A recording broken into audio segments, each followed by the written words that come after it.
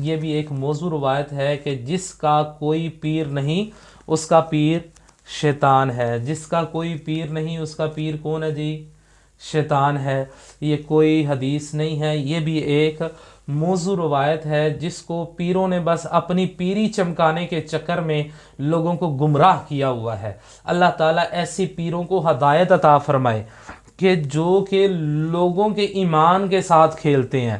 اور شروعات ہی یہاں سے جب جن کی شروعات ہی جھوٹ سے ہو رہی ہے، وہ آپ کو آگے دین کیا سکھائے گا؟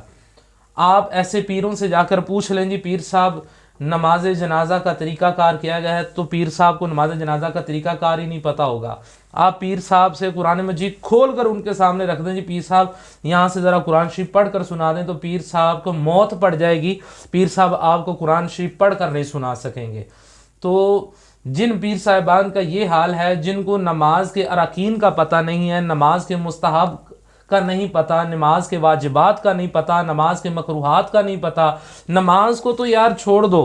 جن کو اپنی پاکی کا ناپاکی کا پتہ نہیں ہے کہ وضو کے فرائض کتنے ہیں، ان کو وضو کے فرائض تو بڑی مشکل سے وہ رٹے شٹے مار کے یاد کر لیں گے، مگر ان کو وضو کے مستحبات کتنی ہیں، وضو کی سنتیں کتنی ہیں، نہیں جی بس ٹھیک ہے وضو کر لیں، تم کون ہوتے ہو مجھ سے سوال کرنے والے؟ وہ آگے سے آپ کو اس طرح سے آپ کو جھڑکے بھی دیں گے، اور ان کے مرید جناب وہ یوں ان کے ارد گرد ایک جھمٹا ڈال لیں گے۔